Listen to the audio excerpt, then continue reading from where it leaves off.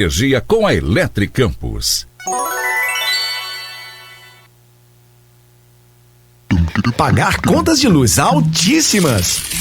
Não mais! Pague até 95% menos na sua conta de energia. Fuja do aumento das taxas. Economize drasticamente instalando um sistema de energia solar na sua indústria, comércio ou residência. Venha para a Eletricampus. Solicite um orçamento pelo telefone 3033 2213. Eletricampus, Rua Formosa, 127, ao lado do estádio do Goitacás. 71. A Unimed Campus está presente na vida de milhares de pessoas na cidade, oferecendo bem-estar, saúde e assistência quando você mais precisa. O Eduardo do Apoio Agrícola, a Simone do Espaço Mais Que Perfeito e a Vanessa do Império das Peças podem contar com a Unimed. Conte você também. Planos Univida Empresarial a partir de 2 vidas, com mensalidades começando por R$ 113,12. Venha para a Unimed Campus. Quando se pensa em exames laboratoriais, logo vem em nossa cabeça Laboratório Plínio Bacelar. Exames de rotina e os mais complexos, como exames de genética e biologia molecular, através do setor de Biomol. O Laboratório Plínio Bacelar acompanha a tendência mundial em exames laboratoriais, com o que há de mais moderno e tecnológico para garantir o melhor resultado, auxiliando a classe médica na prevenção, no diagnóstico e no tratamento dos pacientes. Laboratório Plínio Bacelar. Compromisso com a qualidade desde 1942. O mercado de tinta evolui a cada dia. Hoje existe tinta para azulejo, para cabo, para piso, para gesso, para madeira, para isso, para aquilo. Tinta para qualquer coisa. A loja precisa de variedade e especialização. Quem não é do ramo fica tão perdido quanto você. Por isso, procure quem realmente entende de tinta e que esteja capacitado para lhe orientar nesse mar de alternativas. Friaça Tintas, a loja que melhor entende de tintas. Acesse friaça.com.br. Tinta é com quem entende. Friaça Tintas. Escolha um novo jeito de cuidar do seu dinheiro. Escolha um cartão que é aceito no mundo inteiro. Escolha taxas mais justas de quem não vive às custas de ninguém para prosperar. Escolha cooperar. Olha o futuro se desenhando. Já imaginou todo mundo cooperando? Escolha um futuro melhor para todos. Escolha cooperar. Escolha Unicred. Começa agora o Folha no Ar, primeira edição.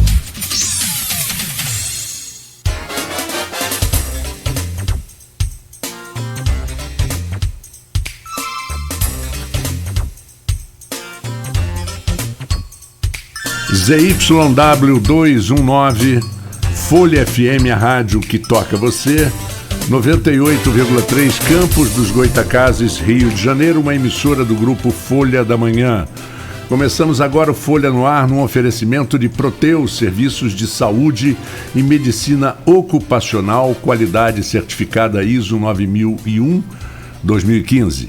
Unimed, cuidar de você, esse é o plano. Laboratórios Plínio Bacelar e o apoio de Unicred Norte Lagos, quem conhece, valoriza. Vamos então, daqui a pouquinho vou chamar aqui o nosso convidado, o sociólogo Roberto Dutra, daqui a pouquinho, vai estar conosco, e também o jornalista Arnaldo Neto. Tem muitos assuntos interessantes e importantes para serem comentados. Sem merenda no município, crianças de creches vão fazer horário de almoço em casa. Isso vai dar muita discussão, muito assunto em relação a isso. Volta a chover forte em Petrópolis e as sirenes são acionadas. Caso de importunação sexual contra uma menina de 10 anos registrado na DEAN. Campos corre risco de ficar sem verba federal por não aderir à nova Previdência, assunto que já foi tocado na semana passada aqui. Arnaldo citou isso algumas vezes. Soja produzida em Campos já tem safra vendida para o exterior e motociclista morre em colisão com um caminhão na Baixada Campista. Mais uma notícia Campos continua convocando população para receber vacina. É muito importante isso. Vamos lá, Arnaldo. Bom dia para você, bom dia ao Roberto Dutra. Tinha tempo que eu não vi o Roberto. Prazer estar novamente com você. Arnaldo, passo a bola para você. Se você já quiser, já podemos começar aqui, que hoje a pauta tá cheia de assuntos interessantes. Ô Marco, bom dia a você, bom dia ao Roberto, bom dia sobretudo aos nossos ouvintes da Folha FM. Realmente, temos bastante assuntos importantes e assim, claro que todos os assuntos tem também que São Francisco desobrigou o uso de máscaras em locais abertos e Campos deve anunciar essa decisão logo mais, não deve passar de hoje a decisão de Campos, sim ou se não, e a tendência, de acordo com os números que vêm sendo divulgados pela própria prefeitura, não tivemos óbitos, graças a Deus, na última semana, um número baixo de novos casos, teste de positividade de 5% e 6% na última quinta-feira, então a tendência é que Campos anuncie alguma flexibilização ainda hoje em relação ao uso de máscara. Caso de importunação sexual contra uma menina de 10 anos, um absurdo, mais uma vez a gente tem que noticiar algo desse tipo, é algo impensável no meu ponto de vista, isso acontecer, mas a gente conhece a realidade, e quando a gente trabalha em jornal a gente acaba dando de cara com essa realidade diversas vezes, sobretudo aqui na nossa região, que tem muitos casos desses que acontecem, muitos que infelizmente, até mesmo por pessoas da própria família, nem chegam ao conhecimento das autoridades policiais. São assuntos que a gente vai comentar com mais detalhamento no fim do programa, mas tem duas manchetes aqui, duas chamadas aqui na capa que são importantes também para a gente discutir aqui com o Roberto Dutra. Uma, como você mesmo lembrou, essa de Campos corre o risco de ficar sem verba federal por não aderir à nova Previdência. Um assunto que abordamos aqui na semana passada com a Elaine Leão, presidente do Simprozep, ela que levantou esse risco em relação a não adesão à reforma e botando também os pontos e propostas e contra-propostas, proposta da prefeitura contra proposta do próprio sindicato em relação a esse projeto de reforma da Previdência, que é uma adesão à reforma geral, à reforma federal. Só que a Câmara de Campos, assunto que nós vamos discutir também com o Roberto, a Câmara de Campos não está tendo sessão e sem sessão não tem como discutir nenhum assunto em pauta. Tem 10 dias, a Câmara tem 10 dias para aprovar essa adesão, caso não haja nenhum tipo de prorrogação lá em Brasília quanto ao período de adesão. Já houve a prorrogação, era até dezembro e ficou para março. O projeto a Prefeitura enviou em novembro para a Câmara e ainda, entre outubro e novembro, e ainda não foi debatido porque há algumas divergências, entre elas o que a Elaine colocou aqui, de quanto vai ser a contribuição patronal, quanto vai ser a contribuição da Prefeitura para a Previdência. Existem 3 cenários, 18, 20 e 22. A Prefeitura colocou 18, Elaine defende 22. A Câmara talvez caminhe no meio, vai em 20. E aí chega-se a um ponto de consenso que não prejudique tanto a quem está prestes a se aposentar. Esse é um dos assuntos importantes que a gente vai tratar aqui com o Roberto. O outro é a manchete do nosso site, que sem merenda no município, crianças da creche vão fazer horário de almoço em casa. A Educação de Campos deu 3 opções aos pais para contornar a falta de merenda já a partir de hoje. A acordo com a MP era de regularizar a merenda. Tem algumas informações em off que eu consegui em relação a essa questão. Primeiro que é um absurdo, né? Primeiro vamos colocar os fatos. É um absurdo a gente estar acontecendo isso. Nós estamos no dia 21 de março. Por mais que existam trâmites burocráticos de licitação, tivemos tempo para isso, para a preparação disso.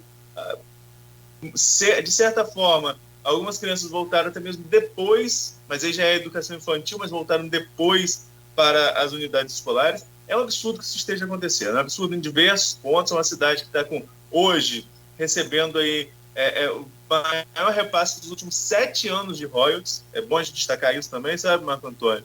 Que é um repasse de quase 53 milhões, 52,6 milhões, um repasse importante de royalties. Devido a vários contextos, nós estamos aumentando o repasse de royalties.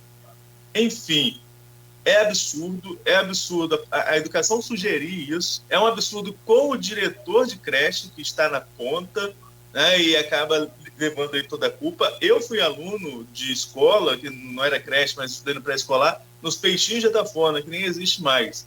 né, do lado da colônia Z2, em Atafona, estudando os peixinhos de Atafona. Lembro, minha mãe era funcionária de lá desde o início, enfim.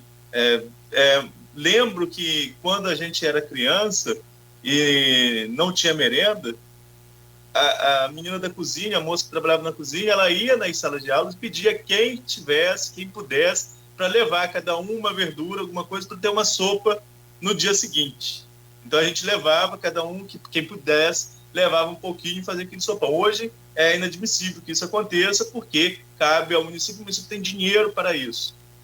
Agora, ou a opção era sair mais cedo porque não tinha merenda. Eram as opções. Agora, no caso de Campos, houve uma reunião na semana passada em que foi discutido esse assunto. Foi discutido esse assunto de que tinha que regularizar a merenda. E não havia o porquê de chegar hoje e não ter merenda. Conversei com algumas pessoas do governo, dizem que essa questão vai ser solucionada até o fim do mês, até o fim deste mês de março, mas até o fim deste mês de março tem essa semana inteira e tem a próxima. E não são todos, né, não são todos os pais, mas a maior parte dos pais que recorre às creches públicas, a maior parte é daqueles que têm emprego o dia inteiro. A creche é justamente para que o pai, normalmente da classe social média, baixa, a menos que isso, a menos favorecido, deixe seu filho o dia inteiro dentro de um equipamento de educação, que é importante também para a criança nessa fase de formação, e possa trabalhar para conseguir prover os recursos para dentro de casa. Então, assim, muda toda a rotina da família, é muito complicado.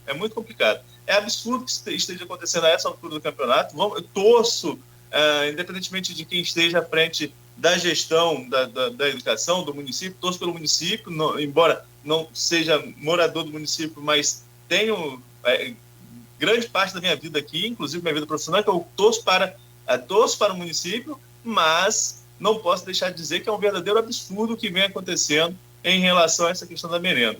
E com essa, Marco, eu queria que você chamasse o Roberto para a conversa, que a gente vai começar com esse assunto mesmo com ele. Exatamente. Eu vou chamar o Roberto, eu vou colocar até uma opinião minha, exatamente, que eu acho que o Roberto vai até pegar esse gancho. A gente vê em toda a nossa vida, né, os que são mais velhos viram mais, os mais jovens também já viram, famílias, por exemplo, onde os pais às vezes se sacrificam, passam fome para que seus filhos não passem. Né? Divide aquela quantidade, mas come o mínimo, mas pelo menos se alimentem de alguma forma. Você vê um adulto passar fome, é doloroso. Você podendo ajudar, você ajuda. Agora, você vê uma criança, é de uma crueldade total. E muitas famílias sabem que as creches, Arnaldo, é a garantia da alimentação de seus filhos. Pelo menos se você comer uma vez por dia, você pode ficar com fome à noite, mas pelo menos o seu organismo aguenta. Mas é doloroso. Então vamos convidar o sociólogo Roberto Dutra. Roberto, prazer vê-lo novamente, embora seja através de computador, mas eu espero que em breve a gente possa fazer o programa pessoalmente. Prazer em vê-lo. Bem-vindo aí.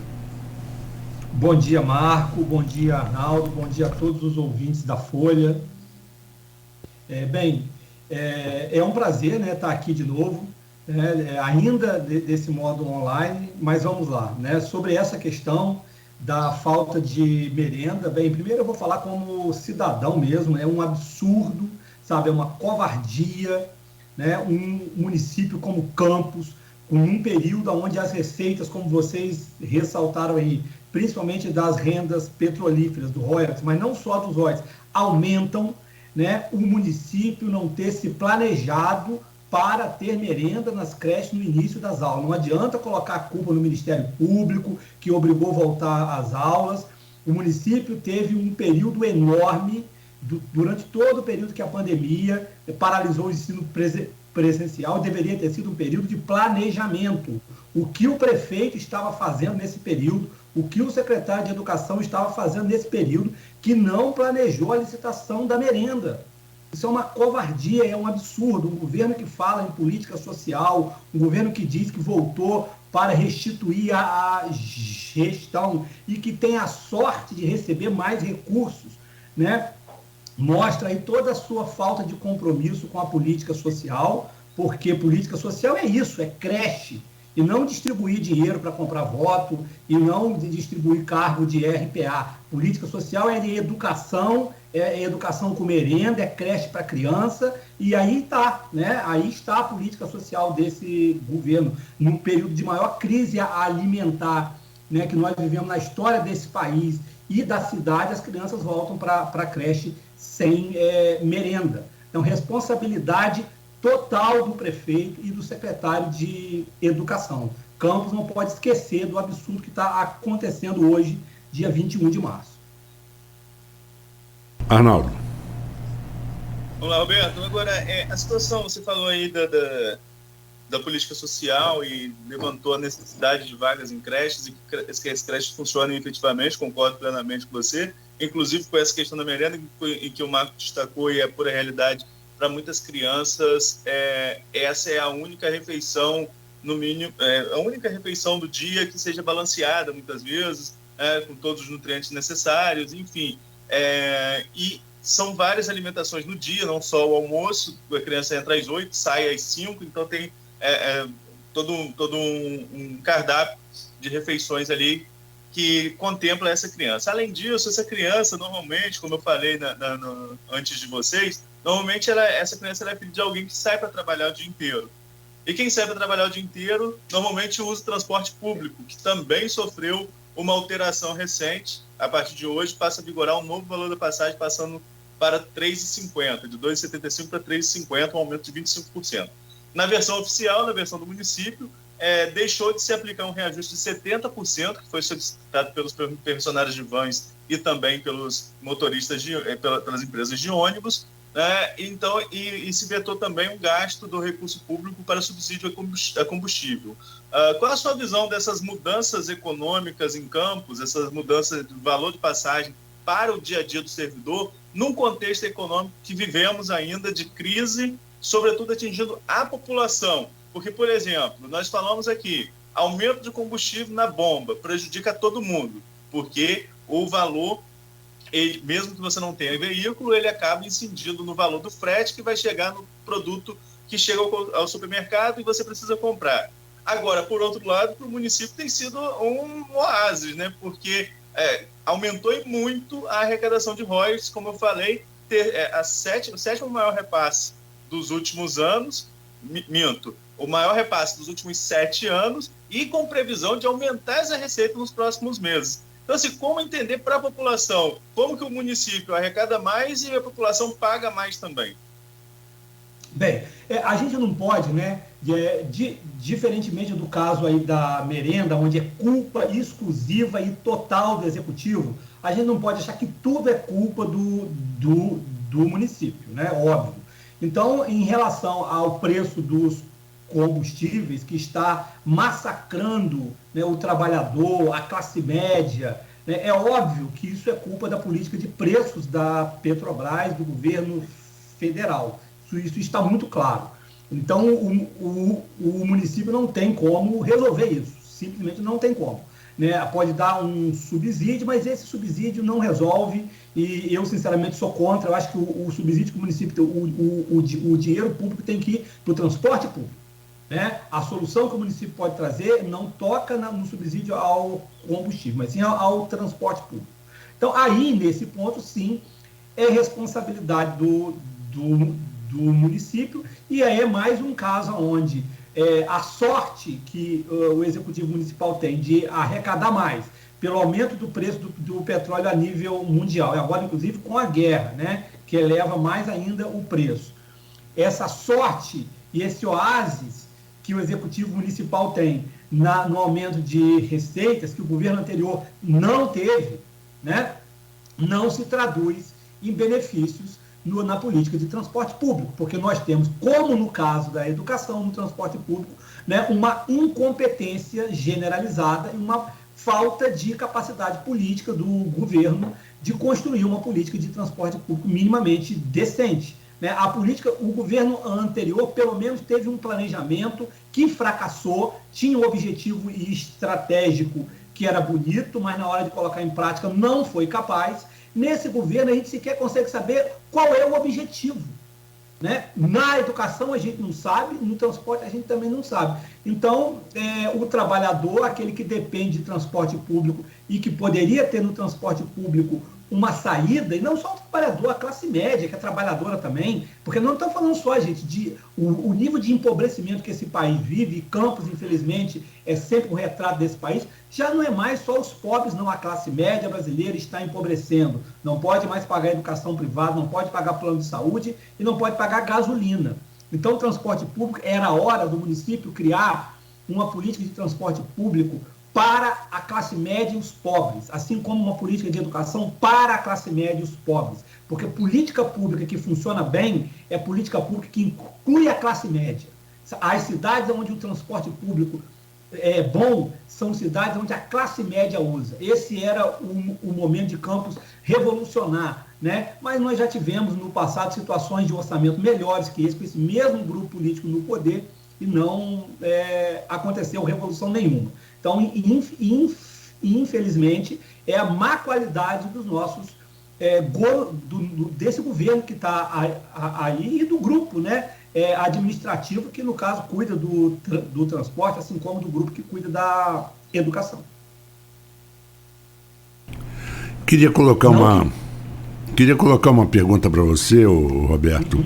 Você não acha que quando, de uma maneira geral, mas quando o Estado falha em alguma assistência que é responsabilidade do Estado, e isso abre portas, por exemplo, para a milícia ou para o tráfico suprir em comunidades, por exemplo, muita gente de muitas comunidades no Brasil acham que o traficante é mais um benfeitor da comunidade do que propriamente o Estado. Eles chegam, às vezes, com consultas. É o caso daquele traficante lá no Rio de Janeiro que fez uma ponte de 300 metros que precisava ser feita, que obviamente era necessária para unir, reduzir o custo e o governo por 3 vezes orçou em 4 milhões, 5 milhões, 6 milhões e ninguém fez. Ele fez por 300 mil. A ponte, contratou um engenheiro, fez a ponte por 300 mil. Não só abre porta para esse tipo de apoio à comunidade, que não é legal, e também mostra como as coisas são superfaturadas.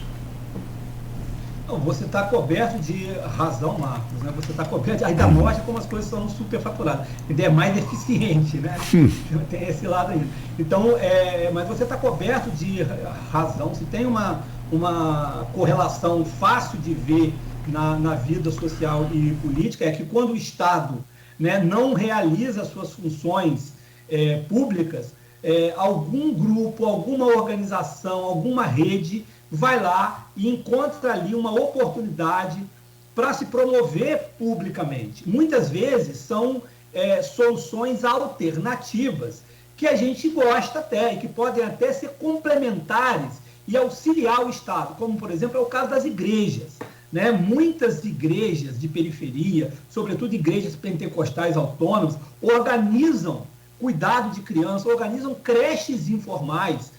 O pai de uma criança que não está indo trabalhar, a mãe de uma criança que não está indo trabalhar hoje, vai lá para o templo e cuida da criança das outras, revezam, montam uma espécie de autoajuda comunitária. Esse é o tipo de solução que talvez o Estado pudesse chamar para si, não para cooptar, mas para ajudar, né? Porque também, claro, a sociedade pode saber e sabe resolver os seus problemas. Isso não deve ser argumento para o Estado se afastar, mas para o Estado cooperar com aquelas iniciativas da sociedade benéficas e virtuosas, como eu acho que é o caso das iniciativas de origem religiosa. Agora, obviamente, não é o caso do tráfico de droga nem da milícia, mas que também encontram, né, nessa ausência do Estado, como no caso da merenda agora aí, o Marco estava falando mais cedo, é uma oportunidade para que benfeitores do crime possam sim se promover, né, inclusive como os futuros candidatos a vereadores, distribuindo merenda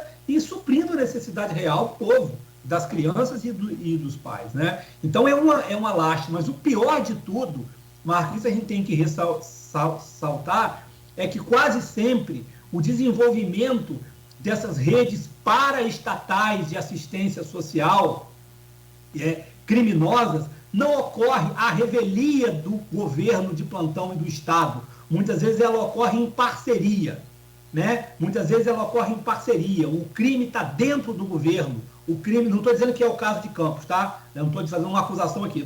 Mas quase sempre esses grupos estão infiltrados no governo. Seja a nível municipal, seja a nível local, no legislativo, no executivo, quase sempre no legislativo. Então, é uma estrutura que, quando ela se desenvolve, fica difícil depois de ser retirada do território. É um problema muito sério. Roberto, nós estamos ainda numa pandemia que atingiu de maneira muito forte a toda a sociedade, né, por vários aspectos, de saúde, de economia. Mas eu queria ouvir de você, enquanto sociólogo, como que você vê o impacto nas vidas das pessoas de diferentes estratos sociais com essa pandemia. E o retomar dessa economia. Na sexta-feira, nós entrevistávamos aqui, por exemplo, o secretário de Trabalho e Renda estadual, né, o secretário do Estado do Rio, Trabalho e Renda, Patrick Welber, não é isso, Marco, a pronúncia? É isso mesmo. Patrick Welber, e ele falava aqui sobre que o Estado do Rio foi o primeiro estado da federação a recuperar todos os empregos perdidos na pandemia. É isso que a gente vê no dia a dia também? Qual a sua avaliação em relação a essa questão e como cada camada social sofreu com o impacto da pandemia? Bem, eu vou começar por essa última questão, né? Bem, existem camadas sociais que, do ponto de vista econômico, né, sofreram quase nada, e umas até os mais ricos que enriqueceram. Então, não é todo mundo que sofreu. A classe média, a grande classe média média, né, ela empobreceu. A pandemia, junto com a crise econômica, acelerou um processo que já vinha acontecendo há mais de uma década, né, que é um processo de empobrecimento multidimensional da classe média. Veja, multidimensional. Não é só empobrecimento econômico. A classe média perde acesso à escola pelo empobrecimento econômico. A classe média passa a não poder mais ter aquele nível de educação pago que ela costumava ter, né? Passa a não ter mais agora condições de viajar de carro. Há um empobrecimento também cultural com isso. Então há um processo drástico e trágico de rebaixamento do nível de vida e do horizonte de vida da classe média. Isso é muito ruim, né? Isso é desastroso para qualquer país, para qualquer democracia. E os pobres, né, passaram por um processo de miserabilização. Nós não temos, né, um processo... Eu não lembro na minha vida, e estatisticamente, né, esse processo de empobrecimento e de subnutrição que nós vivemos hoje, ele é pior já que o da década de 90. Portanto, é um processo de miserabilização dos pobres e um processo de empobrecimento da classe média, rebaixamento, portanto, do nível de vida da grande maioria do nosso povo. É uma tragédia, a maior tragédia social, né, e econômica que esse país vive desde a sua redemocratização. Nós estamos, sim, aí...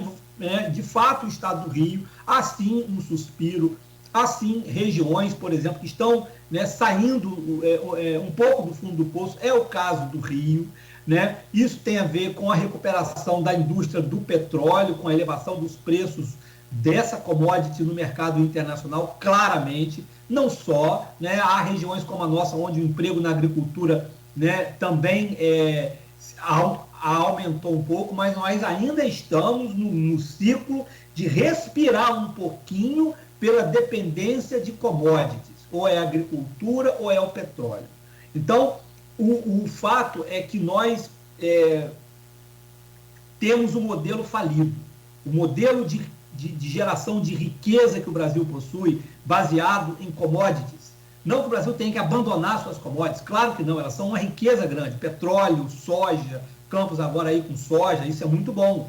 Mas acontece que commodities não servem para gerar um processo de autonomia econômica de um país, nem de um estado, nem de uma região importante como a de Campos. O que gera autonomia econômica de regiões, de países e de pessoas são empregos de qualidade em setores complexos que agregam valor da economia. Indústria.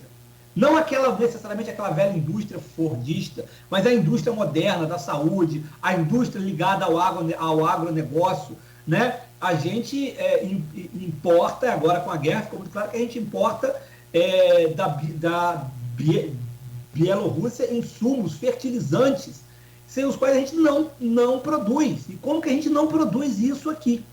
Né? Então, o quadro econômico que a gente vive hoje, apesar da recuperação, essa recuperação só nos permite voos curtos de galinha, né? Como nós já estamos tendo há muito tempo. A economia brasileira tem crescido muito pouco nas últimas décadas. E na última década ela não cresceu. Muito pelo contrário. Né? Então, essa recuperação agora ela não é promissora. Né? Porque o modelo é o mesmo modelo falido de exportação de commodities. A gente não vai conseguir resolver a situação de empobrecimento geral que o país vive com esse modelo que nos levou a essa situação. Né? Posso acrescentar uma coisinha, Arnaldo, antes de você retomar?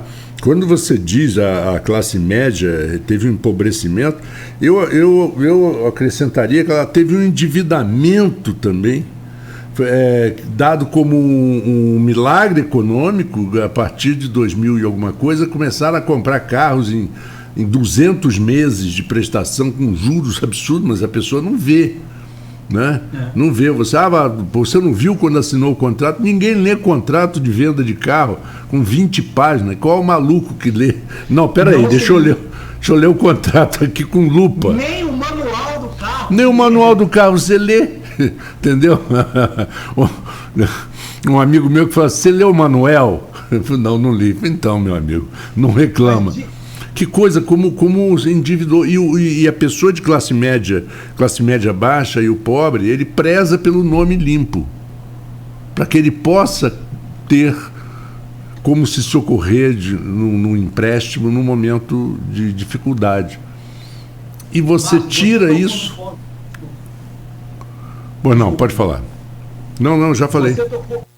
Você tocou num ponto que é essencial, eu agradeço muito, esqueci, porque essa é a perna do modelo falido, é o endividamento. Né? O nome que mais correto para esse modelo falido que eu acho que é o nacional consumismo, que não tem nada de nacional desenvolvimentismo, porque não houve desenvolvimento a não ser de um sistema de crédito perigoso e traiçoeiro, né? Para incentivar o consumo dos pobres e da classe média, que se endividou, tanto os pobres como a classe média, mas a classe média mais, claro, se endividou, e o endividamento né, a própria escravidão moderna, o próprio empobrecimento moderno mesmo.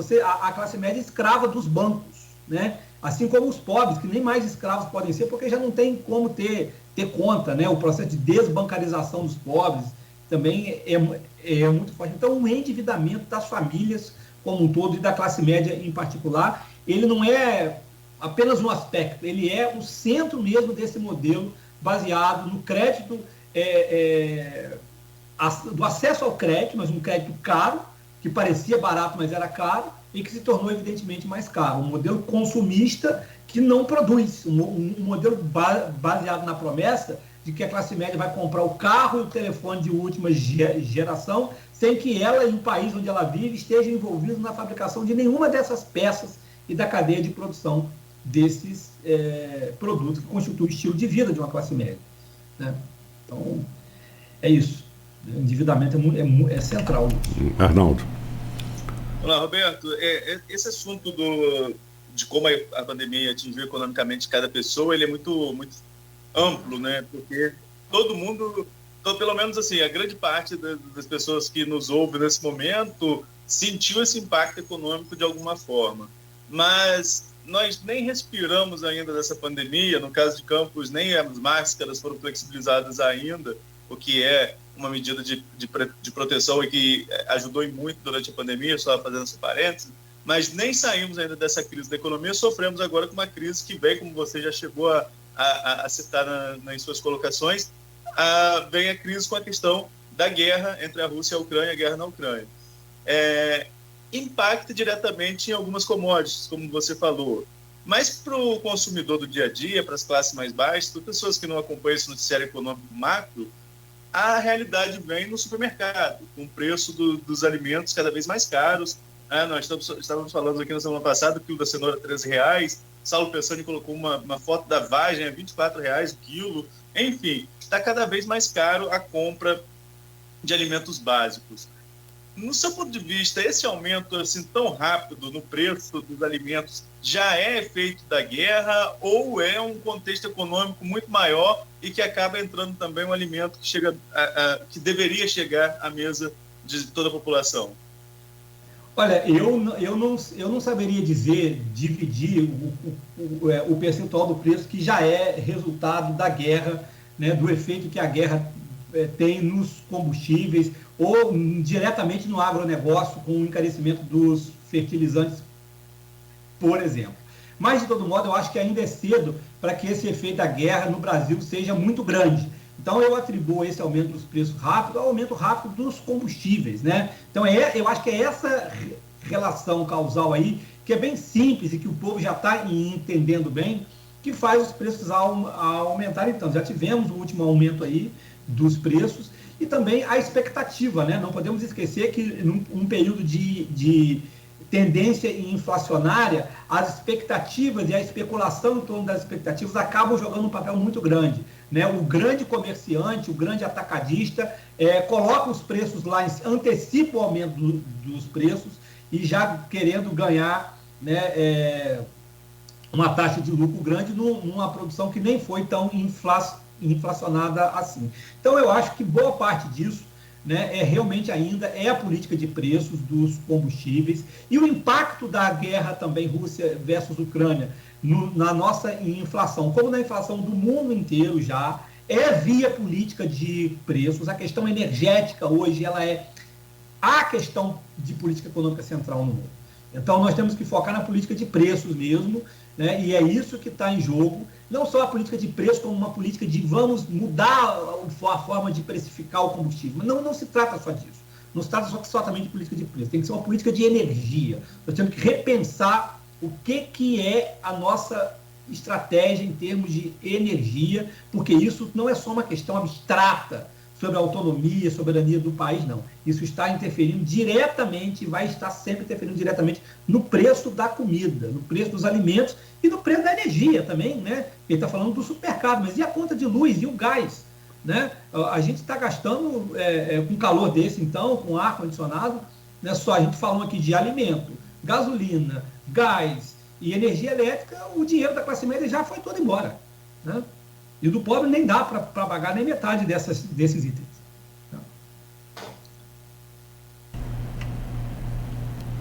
E tem uma coisa interessante, o Arnaldo e Roberto, alguns países, e infelizmente isso não se pode fazer sempre, mas alguns países a população é um pouco mais envolvida nesses aumentos. Eu já vi, por exemplo, aumentou a cebola, ela foi de R$2 para R$10. A população vai e não compra. A cebola vai apodrecer na banca. Então o dono da cebola que comprou, ele vai ter que vender por menos para não perder tudo. Isso é muito comum nos Estados Unidos, principalmente porque lá as cidades não são tão grandes. Não estou falando de Nova York, de Los Angeles, de Miami, de Boston. Estou falando das cidades de 50, 60 mil habitantes. Parece que a população se comunica um pouco mais. Fala assim, olha, os caras aumentaram a cenoura para 14, não vamos comprar. Aí a cenoura começa a apodrecer. Aí o cara tem que fazer uma forma de vender, né? Não levando também em consideração do custo do produtor, essa coisa toda. Eu acho que a população também tem um papel que às vezes a gente se acomoda e não cumpre esse papel.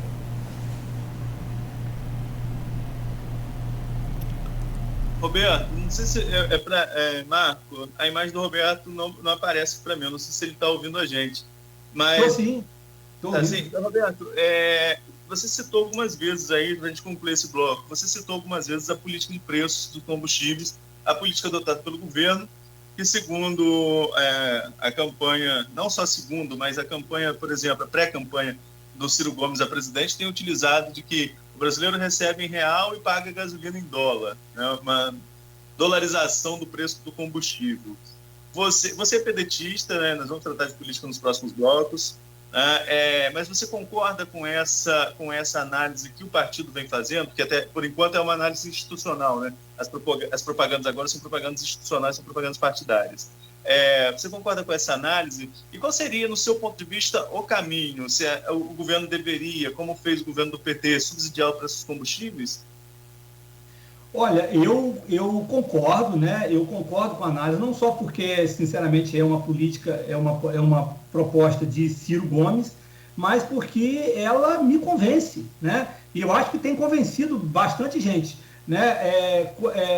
Há um processo de economia política que ocorre no preço dos combustíveis. Então, as pessoas precisam entender que o preço dos combustíveis nunca é um preço de mercado, porque não existe mercado nos combustíveis. Essa é a premissa de Ciro, né? É uma premissa sociológica correta. Não existe mercado de energia, porque mercado pressupõe uma pulverização do poder de definição dos preços. No caso dos combustíveis, da energia, ou é oligopólio privado ou é monopólio estatal. Tanto num caso como no outro, os preços não são definidos por concorrência, mas são definidos por decisões claramente políticas, decisões coletivas, né? A OPEP, o governo de um país, o governo de outro, Venezuela, Brasil. Então, o preço do combustível tem que ficar claro, é uma decisão política, não é uma decisão pulverizada de agentes que sozinhos não podem definir o preço do mercado. Então, o mercado, como uma espécie de processo espontâneo de formação de preço, como ocorre no preço da cenoura, como ocorre no preço de outros itens, isso não ocorre no preço do mercado. Então, é uma decisão política. E aquilo que o Ciro fala, é um tatu no topo. Ou seja, no tatu não sobe no topo. Se o preço está ali no topo, no alto, alguém botou. Se alguém botou, alguém pode tirar, né? E é uma decisão política, e aí a gente tem que retomar o conceito de empresa pública.